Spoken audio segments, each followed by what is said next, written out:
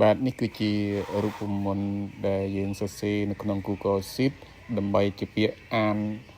លេខខាងមុខជាភាសាខ្មែរដូច្នេះក្នុងការសរសេររូបមន្តគឺយើងនិយាយស្មើ number រួច underscore to underscore ខ្មែរ underscore word ដូច្នេះយើង select បើបង្ចប់មកយើង select តំបន់នៅឲ្យអាននោះហើយយើងបិទមកវិញមក enter មកគឺវារាប់ណាលេខ1គឺវាបង្ហាញពាក្យ1ណាតើមកយើងទាញមកក្រោមមកសម្រាប់តួលេខខាងមុខបើយើងសរសេរលេខប្រមាណគឺវាអានតាមលេខនឹងដូចគ្នា